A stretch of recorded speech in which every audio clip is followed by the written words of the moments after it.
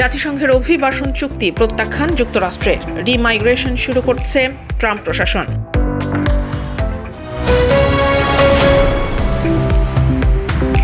লেবাননে Israeli drone হামলায় 2 বাংলাদেশি নিহত, শোকের ছায়া সাতক্ষীরায়।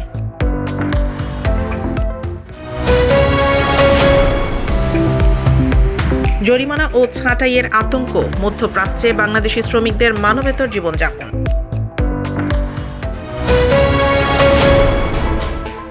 জাতিসংঘের গ্লোবাল মাইগ্রেশন ফোরাম থেকে নিজেদের প্রত্যাহার করে নেওয়ার মাধ্যমে অভিবাসন নীতিতে বড় ধরনের পরিবর্তনের ঘোষণা দিয়েছে মার্কিন যুক্তরাষ্ট্র। সোমবার মার্কিন স্টেট ডিপার্টমেন্ট এক বিবৃতিতে জানায়, তারা জাতিসংঘের গ্লোবাল কম্প্যাক্ট ফর মাইগ্রেশন সংক্রান্ত কোনো ঘোষণাপত্র সমর্থন করবে না।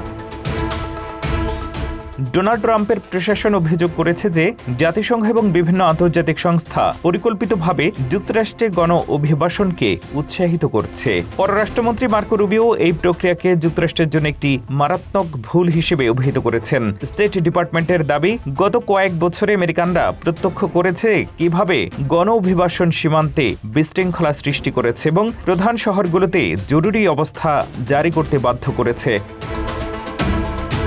বিবৃতিতে আর বলা হয়েছে, আমেরিকানদের করের কোটি কোটি ডলার অবৈধ অভিবাসীদের হোটেল ভাড়া, প্লেন টিকিট এবং নগদ অর্থের পেছনে খরচ করা হচ্ছে, যা সাধারণ শ্রমজীবী মানুষের উপর বাড়তি চাপ সৃষ্টি করছে। যুক্তরাষ্ট্রের বর্তমান প্রশাসন স্পষ্ট করেছে যে তারা কোনো গ্লোবালিস্ট বা আন্তর্জাতিক আমলাতন্ত্রের গাইডলাইন মেনে চলবে না। তাদের লক্ষ্য এখন অভিবাসন নিয়ন্ত্রণ নয়, বরং রিমাইগ্রেশন বা অবৈধভাবে প্রবেশকারীদের নিজ দেশে ফেরত পাঠানো। অন্যদিকে জাতিসংঘ এই কম্প্যাক্টটিকে একটি অবাধ্যতামূলক সহযোগিতামূলক কাঠামো হিসেবে বর্ণনা করলেও যুক্তরাষ্ট্র একে জাতীয় সার্বভৌমত্বের লঙ্ঘন হিসেবে দেখছে। ট্রাম্প প্রশাসনের এই রিভার্স মাইগ্রেশন পরিকল্পনা বিশ্বজুড়ে নতুন করে আলোচনার জন্ম দিয়েছে।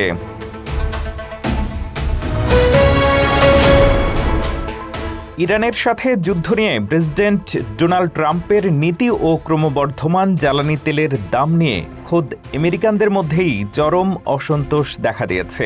রয়টার্স ইপসোসের এক জরিপ অনুযায়ী প্রতি 3 জন আমেরিকানের মধ্যে 2 জনই মনে করেন প্রেসিডেন্ট ট্রাম্প ইরানের সাথে যুদ্ধে যাওয়ার কোনো স্পষ্ট কারণ বা লক্ষ্য ব্যাখ্যা করতে পারেননি। প্রায় 66% নাগরিক যুদ্ধের যৌক্তিকতা নিয়ে অন্ধকারে রয়েছেন। এই সামরিক সংঘাতের সরাসরি প্রভাব পড়েছে সাধারণ মানুষের পকেটে।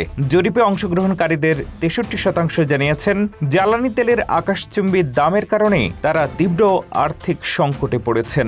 বর্তমানে যুক্তরাষ্ট্রে প্রতি গ্যালন পেট্রোলের গড় দাম $4.52 পৌঁছেছে, যা ক্যালিফোর্নিয়ার মতো রাজ্যগুলোতে $6 ছাড়িয়ে গেছে।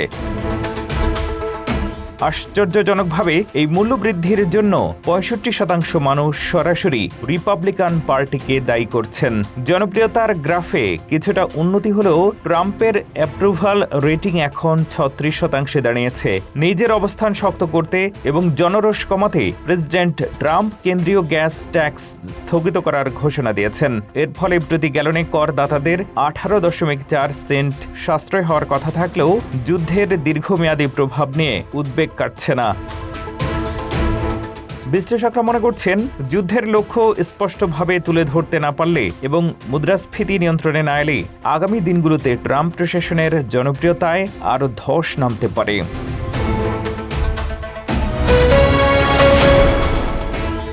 এক বছর আগে মার্কিন প্রেসিডেন্ট ডোনাল্ড ট্রাম্প হুঙ্কার দিয়েছিলেন যে বিশাল শুল্ক আরোপের মাধ্যমে তিনি চীনকে কোণঠাসা করবেন। কিন্তু চলতি সপ্তাহে বেইজিং সফরে যাওয়ার আগে সেই পরিস্থিতি অনেকটাই পাল্টে গেছে। মার্কিন আদালতের একের পর এক রায় এবং মধ্যপ্রাচ্যে অজনপ্রিয় ইরান যুদ্ধের চাপে ট্রাম্পের সেই কঠোর অবস্থান এখন অনেকটাই ম্লান। বিশ্লেষকদের মতে এবার ট্রাম্পের লক্ষ্য কোনো বড় বিজয় নয়, বরং শিম, গরুর মাংস আর বোয়িং বিমানের মতো ছোটখাটো কিছু বাণিজ্য চুক্তি এবং ইরান সংকট সমাধানে চীনের সহায়তা পাওয়া। 14-15 মে বেইজিংয়ের great hall of the people এ শি জিনপিংয়ের সাথে বৈঠকে বসছেন ট্রাম্প। হংকং বিশ্ববিদ্যালয়ের অধ্যাপক আলেকজান্দ্রো রেইসের মতে বর্তমান পরিস্থিতিতে ট্রাম্পের চীনকে যতটা প্রয়োজন চীনের তাকে ততটা প্রয়োজন নেই। নভেম্বরের মধ্যবর্তী নির্বাচনের আগে ট্রাম্পের এখন একটি বৈদেশিক নীতিতে বড় জয় দরকার, যা দিয়ে তিনি প্রমাণ করতে পারেন যে তিনি কেবল বিশৃঙ্খলা সৃষ্টি নয় বরং বিশ্বজুড়ে স্থিতিশীলতা ফেরাতেও সক্ষম। অন্যদিকে ইরান যুদ্ধের কারণে ট্রাম্পের জনপ্রিয়তা 60% নিচে নেমে গেছে, যা তাকে তেহরানের সাথে আলোচনার জন্য বেইজিংয়ের দ্বারস্থ হতে বাধ্য করছে। তবে বেইজিং এই সহায়তার বিনিময়ে বড় কিছু দাবি করতে পারে। শি জিনপিংয়ের এজেন্ডার শীর্ষে রয়েছে তাইওয়ান ইস্যু।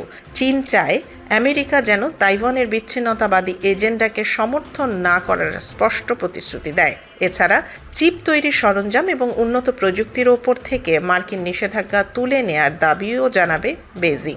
অনেক বিশেষজ্ঞের মতে এই সফরের সবচেয়ে বড় অর্জন হতে পারে একটি লোক দেখানো যুদ্ধবিরতি, যা দিন শেষে চীনের জন্যই বেশি সুবিধাজনক হবে।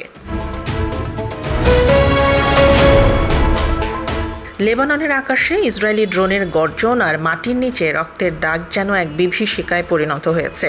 এবার সেই বিভীষিকার শিকার হলেন আমাদের 2 বাংলাদেশি রেমিটেন্স যোদ্ধা। সোমবার দুপুরে দক্ষিণ লেবাননের নাবাতিয়ে এলাকার জেবদিনে নামক গ্রামে ইসরায়েলি ড্রোন হামলায় প্রাণ হারিয়েছেন সাতক্ষীরার 2 কৃতি সন্তান শফিকুল ইসলাম এবং নাহিদুল ইসলাম।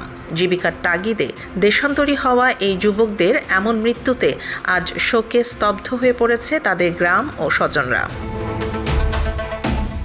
ঘটনাটি ঘটে সোমবার স্থানীয় সময় দুপুর 12টার দিকে। প্রত্যক্ষদর্শীরা জানিয়েছেন জেবদিনে এলাকায় যেখানে প্রবাসীরা বসবাস করতেন ঠিক সেই আবাসন লক্ষ্য করেই ড্রোন হামলা চালায় ইসরায়েলি বাহিনী। হামলায় ঘটনাস্থলেই 2 বাংলাদেশি ও একজন সিরীয় নাগরিক নিহত হন। বৈরুতে বাংলাদেশ দূতাবাস নিশ্চিত করেছে যে নিহত শফিকুলের বাড়ি সাতক্ষীরা সদর উপজেলায় এবং নাহিদুলের বাড়ি আশাশুনির কাদাকাটি গ্রামে। জেবদিনে গ্রামে এটি ছিল ওই দিনের দ্বিতীয় দফা হামলা।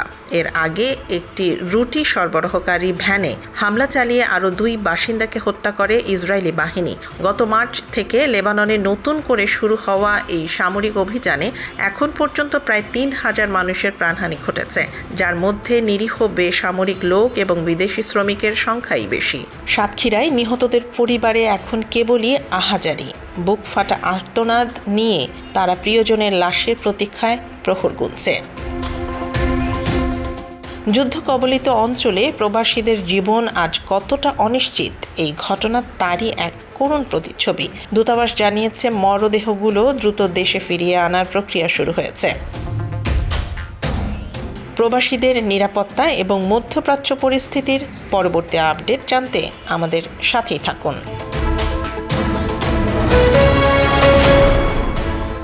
মধ্যপ্রাচ্যের তপ্ত মরুভূমিতে ঘাম ঝরিয়ে যারা দেশের অর্থনীতির চাকা সচল রাখেন সেই রেমিটেন্স যোদ্ধারা আজ এক অনিশ্চিত ভবিষ্যতের মুখোমুখি। ইরান, ইসরায়েল এবং যুক্তরাষ্ট্রের মধ্যকার ত্রিমুখী সংঘাত কেবল রণক্ষেত্রেই সীমাবদ্ধ থাকেনি, এর আঁচ এসে লেগেছে সাধারণ প্রবাসীদের রান্নাঘরেও। চট্টগ্রামের হাটহাজারীর মোরশেদের মতো হাজারো শ্রমিক আজ রিক্ত হাতে দেশে ফিরছেন, যাদের আয়ের উপর নির্ভরশীল ছিল পুরো পরিবার। দুবাইয়ের রেস্তোরাঁ থেকে শুরু করে কাতারের নির্মাণ কাজ, সবখানেই আজ যুদ্ধের কালো ছায়া। গত ফেব্রুয়ারি থেকে শুরু হওয়া এই সংকটের ফলে মধ্যপ্রাচ্যের শ্রমবাজারে এক ভয়াবহ ধস নেমেছে। জনশক্তি কর্মসংস্থান ও প্রশিক্ষণ ব্যুরোর তথ্য বলছে, গত 1 বছরে যেখানে প্রতি মাসে গড়ে প্রায় 95,000 মানুষ বিদেশে যেতেন, যুদ্ধের প্রভাবে সেই সংখ্যা এখন প্রায় অর্ধেকে নেমে এসেছে। বিশেষ করে সংযুক্ত আরব আমিরাত, সৌদি আরব ও ওমানে থাকা বাংলাদেশিরা এখন ছাঁটাই আতঙ্কে দিন কাটাচ্ছেন। যুদ্ধের কারণে পর্যটক কমে যাওয়ায় ব্যবসা বাণিজ্য স্থবির হয়ে পড়েছে, আর হরমুজ প্রণালী নিয়ে জটিলতায় নির্মাণ সামগ্রীর দাম বেড়ে যাওয়ায় বন্ধ হয়ে গেছে অনেক প্রকল্প। অর্থনীতিবিদরা সতর্ক করে বলছেন, যদিও প্রবাসীরা তাদের জমানো টাকা দেশে পাঠিয়ে দেওয়ায় সাময়িকভাবে রেমিটেন্স প্রবাহ বেশি দেখাচ্ছে, কিন্তু দীর্ঘমেয়াদে এর প্রভাব হবে অত্যন্ত নেতিবাচক। বাংলাদেশের মোট প্রবাসী আয়ের প্রায় 45% আসে জিসিসিভুক্ত দেশগুলো থেকে। ফলে মধ্যপ্রাচ্যের এই অস্থিতিশীলতা আমাদের বৈদেশিক মুদ্রার রিজার্ভকে বড় ঝুঁকিতে ফেলতে পারে। অন্যদিকে সরকার বিকল্প বাজার হিসেবে জাপান ও ইউরোপের কথা বললেও সেখানে দক্ষ জনশক্তি পাঠানোর চ্যালেঞ্জ রয়েই গেছে। দ্রুত কার্যকরী পদক্ষেপ না নিলে কেবল প্রবাসী আয়ই কমবে না, বরং বাড়বে অবৈধ পথে জীবন ঝুঁকি নিয়ে বিদেশ যাত্রার আশঙ্কা। একদিকে যুদ্ধের বিভীষিকা, অন্যদিকে জীবিকার টানাপোড়েন। এই দ্বিমুখী সংকটে পিষ্ট আমাদের প্রবাসীরা। সরকার কি পারবে তাদের এই সংকট থেকে উত্তরণের পথ দেখাতে? লন্ডনের 10 নম্বর ডাউনিং স্ট্রিট এখন এক গভীর রাজনৈতিক সংকটের মুখোমুখি। ব্রিটিশ প্রধানমন্ত্রী কিয়ার স্টারমারের উপর পদত্যাগের চাপ এখন চূড়ান্ত পর্যায়ে পৌঁছেছে। সোমবার নিজের দলের 4 জন সংসদীয় সচিবের পদত্যাগ এবং 70 জনেরও বেশি এমপির প্রকাশ্যে বিদ্রোহে স্টারমার প্রশাসন এখন খাদের কিনারায়। গত সপ্তাহের স্থানীয় নির্বাচনে লেবার পার্টির নজিরবিহীন বিপর্যয় এই আগুনের স্ফুলিঙ্গ হিসেবে কাজ করেছে। দলের সিনিয়র নেতা থেকে শুরু করে সাধারণ কর্মীরা মনে করছেন প্রধানমন্ত্রী হিসেবে স্টারমার তার কর্তৃত্ব হারিয়েছেন। এমনকি মন্ত্রিসভার জ্যেষ্ঠ সদস্য স্বরাষ্ট্রমন্ত্রী সাবানা মাহমুদ এবং পররাষ্ট্রমন্ত্রী ইভেট্টে কুপারও প্রধানমন্ত্রীকে বিদায়ের সময়সীমা বা রোড ম্যাপ নির্ধারণের পরামর্শ দিয়েছেন। বিদ্রোহীদের মতে 2029 সালের নির্বাচনে দলকে নেতৃত্ব দেওয়ার যোগ্যতা স্টারমার হারিয়ে ফেলেছেন। এত সব চাপের মুখেও কিয়ার স্টারমার সাফ জানিয়ে দিয়েছেন যে তিনি এখনই পদত্যাগ করছেন না। লন্ডনে দেওয়া এক ভাষণে তিনি দাবি করেন, এই মুহূর্তে নেতৃত্বের পরিবর্তন দেশে বিশৃঙ্খলা ডেকে আনবে। বিশেষ করে ইউক্রেন এবং ইরান যুদ্ধের মতো বৈশ্বিক পরিস্থিতিতে দেশের স্থিতিশীলতা বজায় রাখা বেশি জরুরি। তিনি নিজেকে আরও সাহসী ও গতিশীল নেতা হিসেবে প্রমাণ করার প্রতিশ্রুতি দিয়েছেন। যদিও প্রধানমন্ত্রীর ঘনিষ্ঠ মহল কনজারভেটিভ পার্টির মতো বারবার নেতা পরিবর্তনের কুফল নিয়ে সতর্ক করছে, কিন্তু দলের ভেতরে সেপ্টেম্বর মাসের মধ্যেই নতুন নেতৃত্ব নির্বাচনের দাবি জোরালো হচ্ছে। হাতে গোনা কয়েকজন মিত্র ছাড়া স্টারমার এখন প্রায় একাকী লড়াই করছেন। বিশ্লেষকদের মতে লেবার পার্টির বিশাল সংখ্যাগরিষ্ঠতা থাকা সত্ত্বেও খোদ প্রধানমন্ত্রীর গদি এখন মারাত্মক ঝুঁকির মুখে। ব্রিটিশ রাজনীতির এই নাটকীয় মোড় শেষ পর্যন্ত কোন দিকে যায় তা দেখতে বিশ্ববাসীর নজর এখন লন্ডনের দিকে।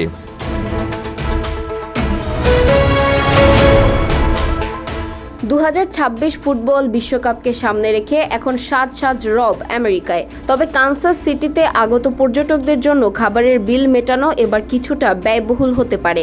আন্তর্জাতিক দর্শকদের বিভিন্ন সংস্কৃতি এবং টিপিং বা বকশিস দেওয়ার অভ্যাস না থাকার আশঙ্কায় স্থানীয় রেস্তোরাঁগুলোতে অটোমেটিক টিপিং বা বিলে সরাসরি 20% বাড়তি অর্থ যোগ করার প্রস্তাব উঠেছে। মিজৌরি রেস্তোরাঁ অ্যাসোসিয়েশনের এই বিতর্কিত প্রস্তাব নিয়ে এখন শুরু হয়েছে তুমুল আলোচনা। বিশ্বকাপের সময় কানসাস সিটিতে মোট 6টি ম্যাচ অনুষ্ঠিত হবে। এ সময় স্থানীয় রেস্তোরাঁ ও বারগুলোতে প্রায় 60 থেকে 90 মিলিয়ন ডলারের ব্যবসা হওয়ার সম্ভাবনা রয়েছে। তবে সমস্যা দেখা দিয়েছে টিপিং সংস্কৃতি নিয়ে। আমেরিকায় রেস্তোরাঁ কর্মীরা সাধারণত মূল বেতনের চেয়ে বকশিসের উপর বেশি নির্ভরশীল, কিন্তু ইউরোপ বা এশিয়ার অনেক দেশ থেকে আসা পর্যটকরা মার্কিন এই টিপিং প্রথার সাথে পরিচিত নন। এমআরএ এর নির্বাহী পরিচালক মাইক বারিস জানান, একজন কর্মী 90 মিনিট ধরে সেবা দেওয়ার পর যদি কোনো বকশিস না পান তবে সেটি তাদের জন্য বড় আর্থিক ক্ষতি। এ কারণেই টুর্নামেন্ট চলাকালীন অস্থায়ী ব্যবস্থা হিসেবে বিলে সরাসরি 20% অটোমেটিক গ্র্যাচুইটি যোগ করার পরামর্শ দেওয়া হচ্ছে। তবে অনেক রেস্তোরাঁ মালিক এই প্রস্তাবের বিরোধী। তাদের মতে নিয়মিত গ্রাহকরা অনেকেই 20% বেশি টিপস দেন।